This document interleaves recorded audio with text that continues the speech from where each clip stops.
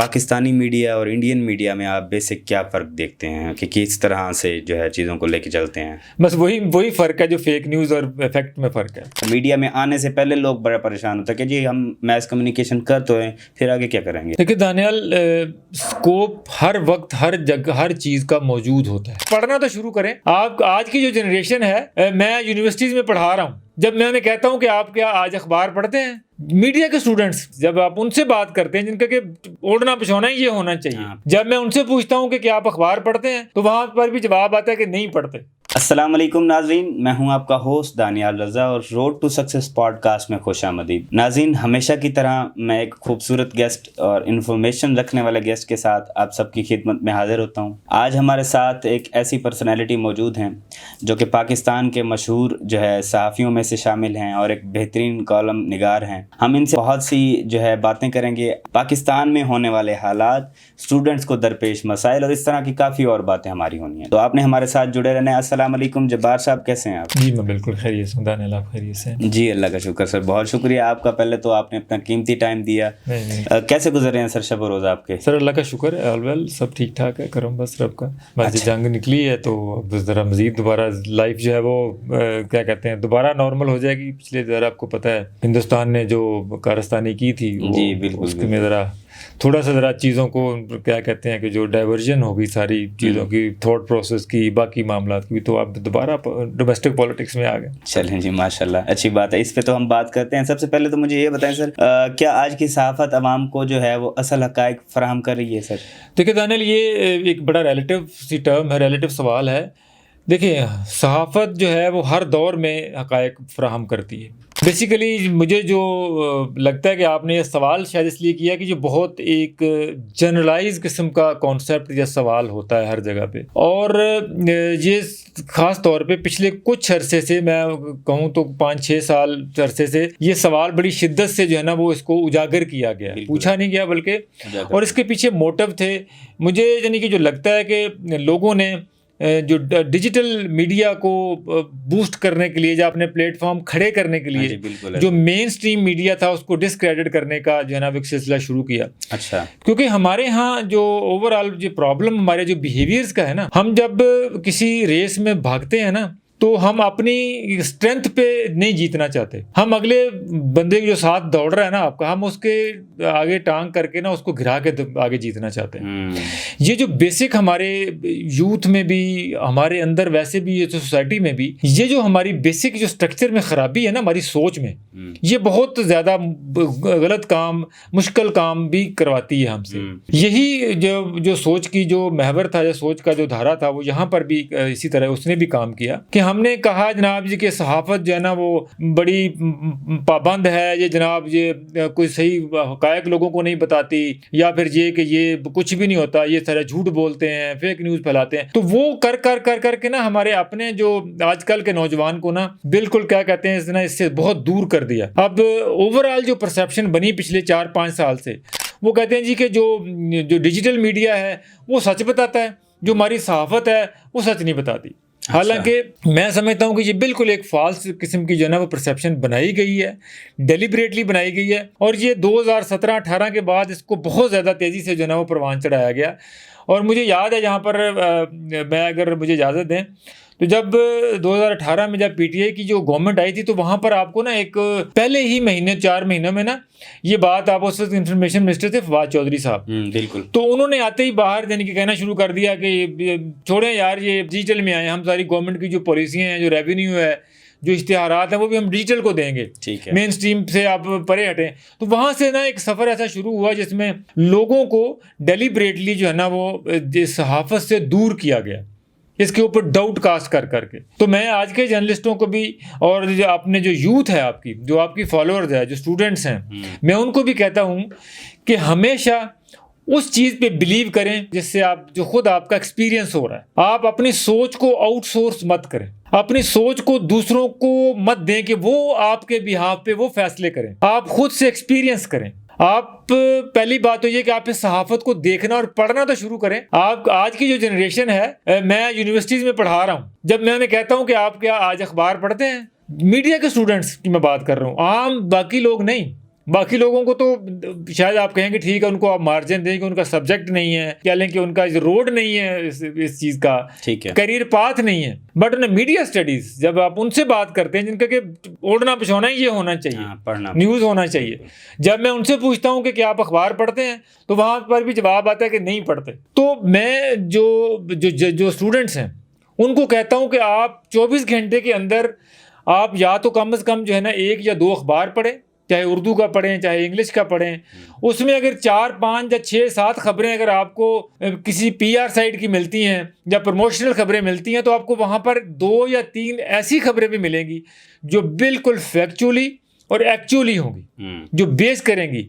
तो आप अपनी सोच से उनको देखें, वहाँ पे आपको जो है ना वो हकायक बताए जाते हैं हमेशा से। ठीक, बताया ये सिलसिला कभी रुका नहीं है, ना अखबार में रुका है ना कभी टीवी में रुका है। ठीक।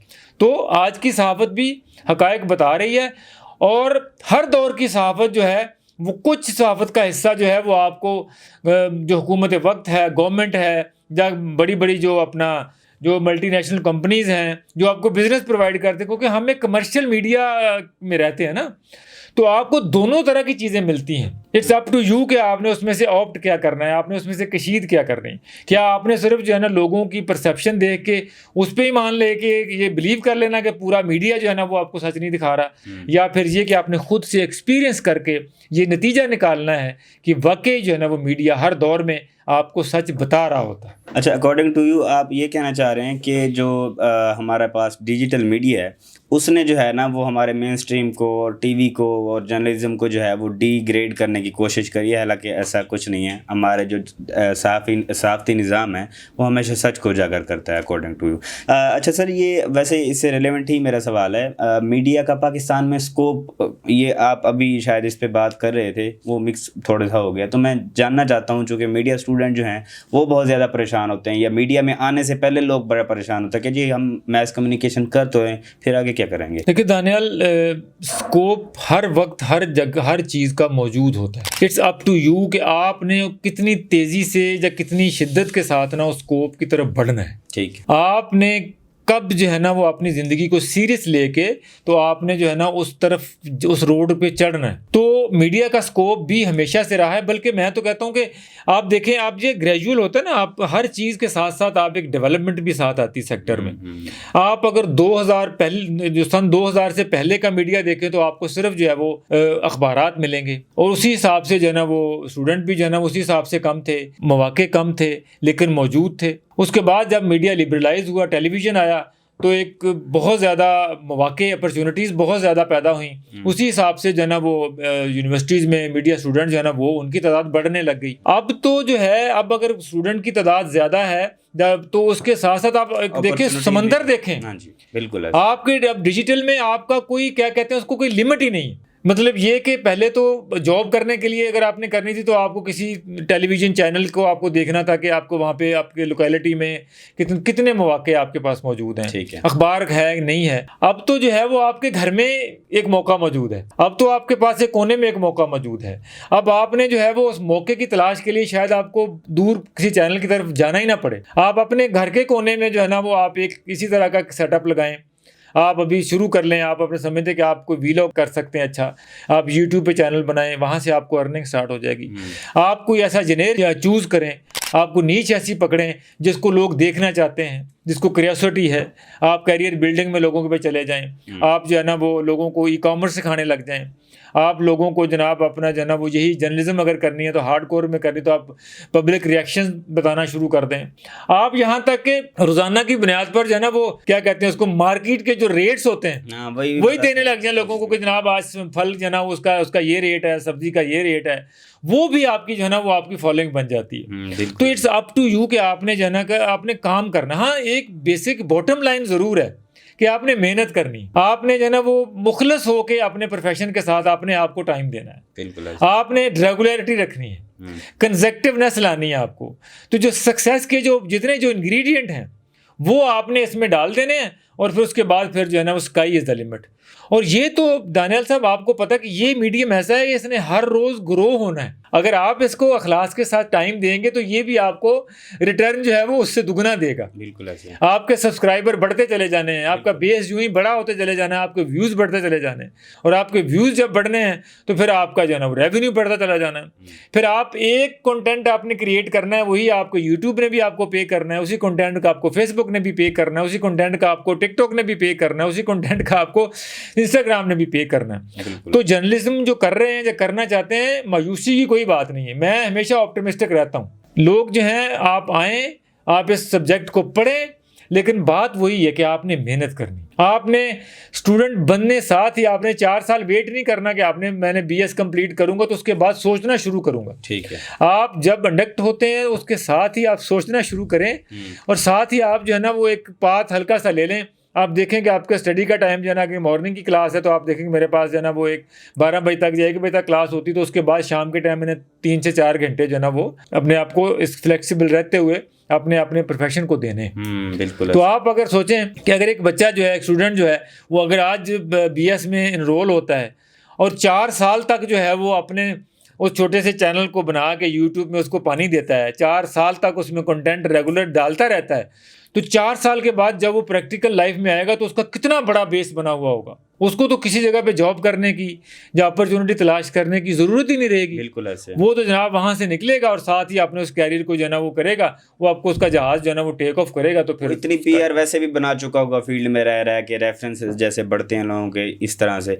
अच्छा सर, मीडिया की बात अगर हम करें, पाकिस्तानी मीडिया और इंडियन मीडिया में आप बेसिक क्या फ़र्क देखते हैं कि किस तरह से जो है चीज़ों को लेके चलते हैं? बस वही फ़र्क है जो फेक न्यूज़ और इफेक्ट में फ़र्क है। अच्छा, आप ये नहीं देखते कि एक छोटी सी न्यूज़ होती है, चाहे वो सच्ची भी हो, उनकी सुर्खियाँ जो होती हैं ना, डार्क कलर हमारे मीडिया में यूज़ होता है, आपको भी पता है, डार्क कलर्स यूज़ करते हैं, और इस तरह की धमाकेदार हो गया, ये हो गया, वो हो गया, आगे खबर क्या निकलती है जी, मुर्गी चोरी हो गई।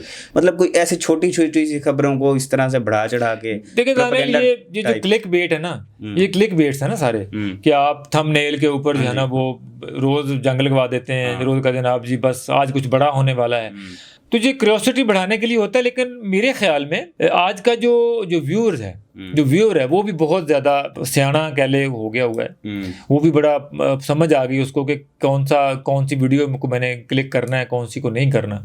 तो अब क्लिक बेट्स भी जो है ना वो बहुत ज़्यादातर वर्क नहीं कर रहे। अब आपका बेसिकली आपकी जो है ना वो आपकी, अगर आप पर्सनल आपका है या आपका कोई अदारा है, तो उसकी जो फॉलोइंग है ना, उसका जो ट्रस्ट बना हुआ है वो काउंट करता है। जो उसकी जो सब्सक्रिप्शन है वो ज़्यादा, वो पर्सनल जो लॉयल्टी है लोगों की, व्यूअरशिप, जो लॉयल व्यूअरशिप है वो आपको काउंट करके कैटर करती है। उस तरफ नहीं जाना चाहिए। मैं जो कि खुद फैक्ट चेक करता हूँ, फैक्ट चेकर हूँ, मैं बहुत ज़्यादा थंबनेल्स का भी बहुत ज़्यादा तजिए किए हुए हैं। वो दिन ब दिन जो है ना आप अपनी क्रेडिबिलिटी को डाउनग्रेड कर रहे होते हैं। अगर एक व्यूअर देखें, अगर आपको क्लिक बेट समझ के जा आपका उसको थंबनेल को उसके ऊपर बड़ा सारा चीज़ लिखी हुई करके क्लिक करेगा और उसको अंदर से नहीं मिलेगी, तो फिर वो दोबारा जो है ना वो आप पे शक का इजहार करेगा, कहेगा कि आप क्रेडिबल नहीं है। और सबसे बात है कि लोग आप जो है ना, अगर आप कोई पोस्ट करते हैं इस तरह की फेसबुक पे या अपना यूट्यूब पे, तो सबसे पहले लोग उसके कमेंट सेक्शन में चले जाते हैं।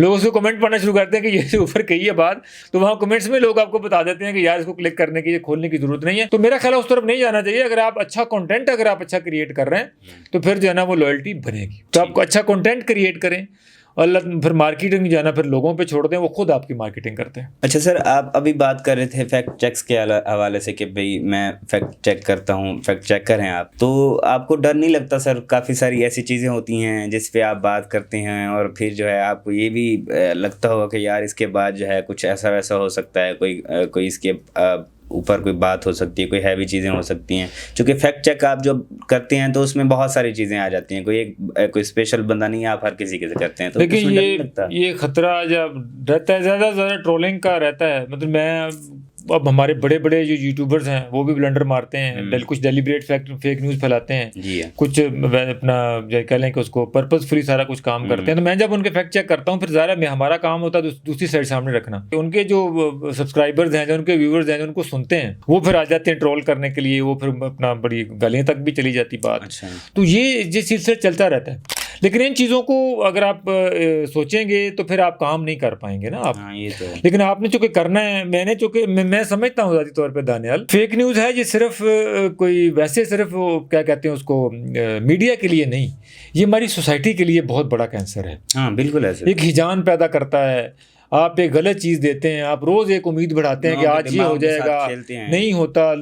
व्यूर सिर्फ अपने अपने अपने व्यूज़ के लिए, अपने फॉलोअर्स की कंजम्पशन के लिए, या फिर वैसे ही सोसाइटी में एक जो है ना हिजान बढ़ता है, इंतशार पैदा हमारी जो टॉलरेंस लेवल है ना वो गिरता है। तो ये मैं समझता हूँ ज़ाती तौर पे कि फेक न्यूज़ जो है ये एक मीडिया के लिए एक हमारी सोसाइटी के लिए बहुत बड़ा जो है ना वो एक डार्क साइड है। सही। ये नहीं होना चाहिए। अल्लाह ताला की ज़ात, हमारा जो मज़हब है इस्लाम है, वो हमें खुद भी, हमारा मज़हब भी कुरान पाक में कहता है कि अगर आपके पास कोई खबर है तो उसकी तहकीक किया करो। इसका मतलब है कि जो फेक न्यूज़ का फैक्टर है वो ह्यूमन नेचर में जो है ना वो शामिल है। इस तरह अल्लाह ताला ने भी उसको एड्रेस किया है। इस वजह से, और चूँकि इसलिए एड्रेस करने का हमें इसलिए कहा गया क्योंकि अल्लाह ताला की ज़ात ने हमें बताया कि ये हमारी आपकी सोसाइटी के लिए ख़तरा है। तो यहाँ पर तो अब चूँकि जब से ये अपना डिजिटल प्लेटफॉर्म्स आए हैं, सोशल मीडिया है, यहाँ पे चेक्स ख़त्म हो गए हैं, कोई चेक नहीं है, एडिटोरियल कंट्रोल कोई नहीं है, सिर्फ एक शख्स है, उसके माइंड में जो आया है या जो वो चाहता है डेलिबरेटली वो कैमरे के सामने बैठ के जो है ना वो बोल देता है, और उसके बाद उसके और यूट्यूब के और व्यूवर के दरमियान में कोई ऐसा मैकेनिज्म मौजूद नहीं है जो उसको चेक करे या कम से कम कोई एडिटोरियली कंट्रोल करे उसको। मतलब देखें ना, फ़र्क देखें ना, अगर आप किसी इदारे में हैं, आप उस किसी इदारे के साथ काम कर रहे हैं, टीवी चैनल में हैं या अखबार में हैं, वहाँ पर आप एक चीज़ खबर फाइल करते हैं, उसके बाद न्यूज़ रूम उसको देखता है, उसको मैनेज करता है, वहाँ पे एडिटर्स देखते हैं, उसकी नोक पलक दुरुस्त की जाती है, अच्छी खबर, अच्छी फिल्टर किया जाता है, बहुत सारे चेक्स आए उसके ऊपर। तो वो फिर एक वहाँ पर जो है ना उसके वो जो मिनिमाइज हो जाता है रिस्क। लेकिन अगर आप सिर्फ अपना प्लेटफॉर्म चला रहे हैं, आप अपने यूट्यूब चला रहे हैं, अपना फेसबुक चला रहे हैं, तो वहां पर आपके और अपना आपके व्यूअर के दरमियान तो कोई बंदा ही नहीं है। बिल्कुल ऐसे। तो ये इसलिए भी ज़रूरी है कि जिम्मेदारी का मुजाहरा किया जाए। खतरात हमेशा होते हैं, हर काम में होते हैं, लेकिन ये कि आपने अपना काम करना है, आपने सोसाइटी की तरफ बढ़ना है।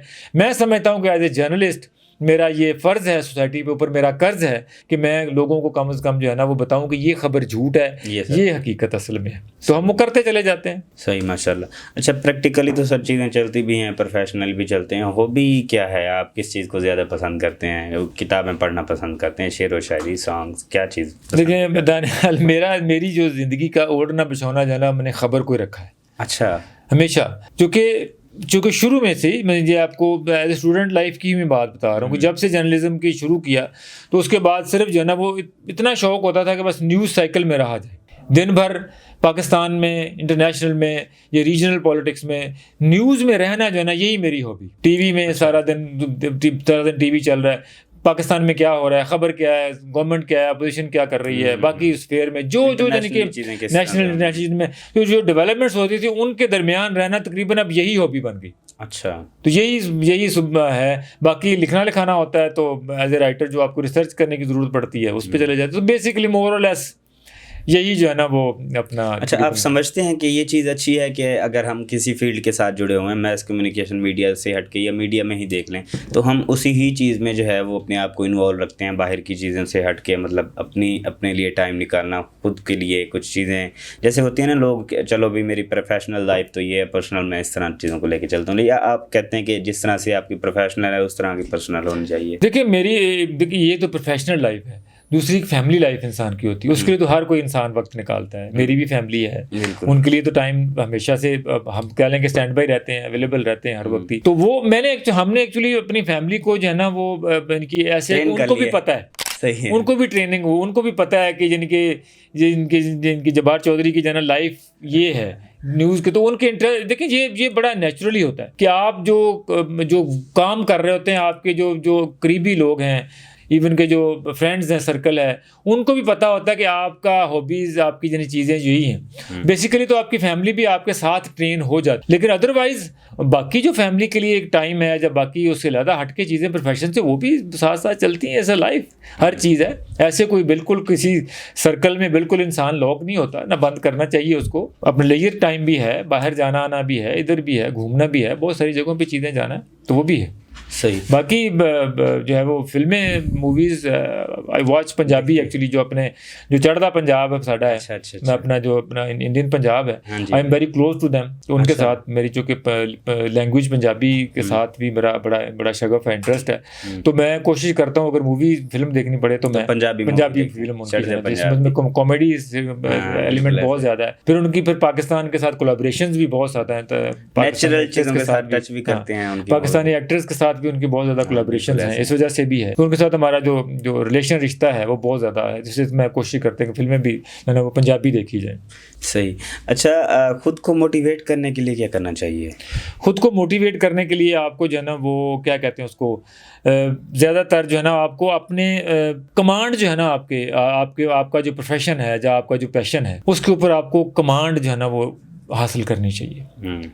आप जितना ज़्यादा अपने प्रोफेशन के ऊपर आपकी कमांड होगी, जो भी आपका है, आपको जितनी ज़्यादा आप कह लें कि उसका आपके पास फैक्चुअली आप करेक्ट होंगे, आपके फैक्ट्स चैलेंज ना हो, आपके पास ये जो कॉन्फिडेंस देता है ना आपको, ये जो चीज़ आपको कॉन्फिडेंस देती है कि आपकी अपनी स्टडी रिसर्च वो जितनी ज़्यादा आप उसमें कह लें कि आपकी बेस जितनी ज़्यादा, आप जो बात कर रहे हैं, आप जो काम कर रहे हैं, उसमें जो आपकी जो महारत है ना, जो प्रोफेशनल आपके पास जो टेक्निक्स हैं, जो टैक्टिक्स हैं, आप जितना उनको आप स्ट्रॉन्ग कर लेंगे ना, वो आपको मोटिवेट रखेंगे। आप वो फिर आपको जो है ना वो शेयरिंग में भी जाएंगे, आप लोगों को बताते हुए भी आप जो है ना फख्र महसूस करेंगे। फिर उसका जो आपको रिस्पॉन्स आएगा उसका जो आपको फीडबैक उसको आएगा, वो जो आपको मोटिवेट करेगा ना मजीद चीज़ें करने के लिए, उसकी तरह की जो है ना वो आपको फिर वो मोटिवेशन और कहीं से नहीं मिलेगी। सही। अच्छा, मेरा अगला सवाल आपसे ये है कि नौजवानों को से जो है वो डिग्री पर इन्हिसार करना चाहिए या स्किल्स भी साथ सीखनी चाहिए? दोनों चीज़ें हैं। देखें, ये मिक्स एंड मैच है। ऐसे नहीं है कि आप कह लें कि मैं सिर्फ डिग्री लेके कर लूँगा, नहीं, या कहेंगे मैं स्किल ना सीख लूँ, क्योंकि स्किल है आपको कह लें कि बाकी लोगों से मुमताज़ करने के लिए, बाकी लोगों से एक कदम आगे भागवाने के लिए, एक कदम आपको फिनिश लाइन के ऊपर जाने के लिए।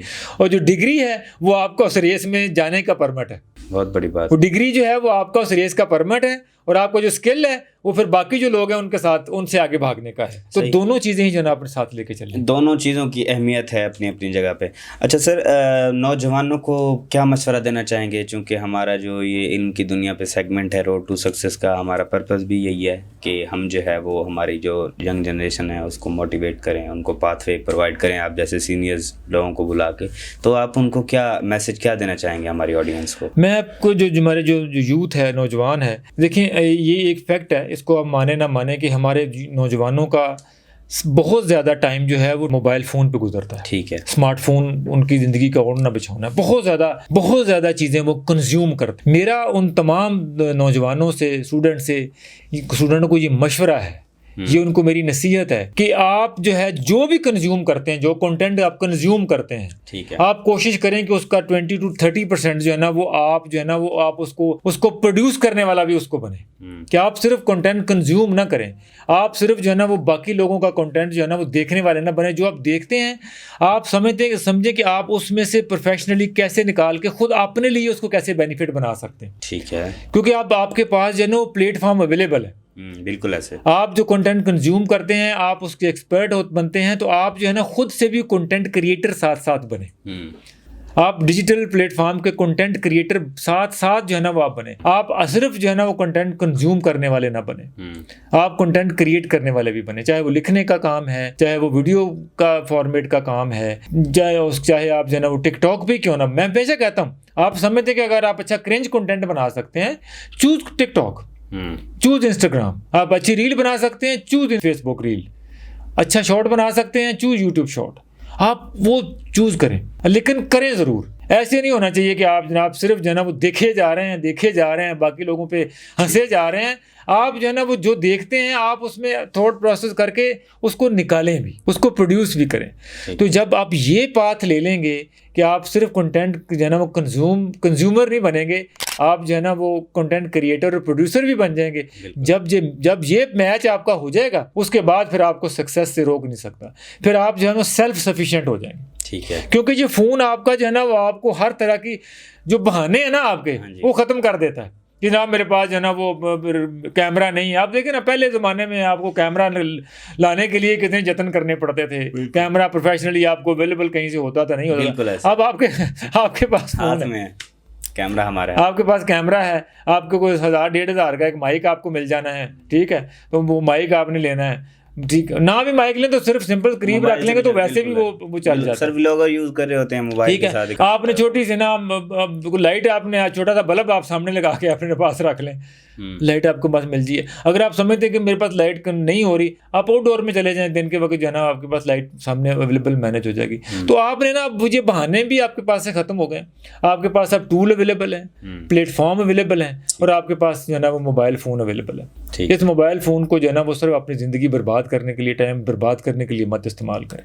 ठीक है। इसके साथ साथ जो है ना थोड़ा सा आप कंटेंट क्रिएटर भी बने।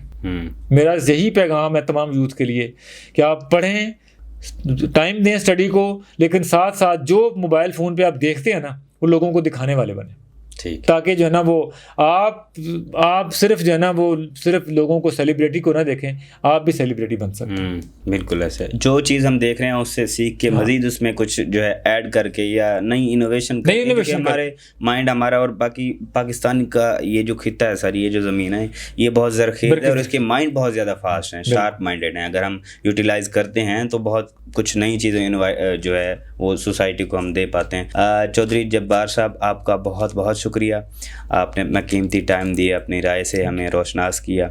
जी तो नाज़रीन, आप सुन रहे हैं, हमारे साथ मौजूद हैं चौधरी जब्बार साहब। काफ़ी अच्छी बातें ही, काफ़ी मोटिवेशन मिली यंग जनरेशन के लिए, तो बहुत ही खुसूसी बातें हुई हैं। और ख़ासकर जो हमारे मीडिया स्टूडेंट्स हैं, मीडिया के लिए जो नए बच्चे आ रहे हैं, जो इनरोल हो रहे हैं या जो स्टडीज़ में हैं मीडिया की, उनके लिए ये जो है हमारा प्रोग्राम बहुत ही ख़ास था। तो इंशाल्लाह मिलते हैं नेक्स्ट प्रोग्राम में। फिल वक्त के लिए अल्लाह हाफ़िज़, अल्लाह निगहबान।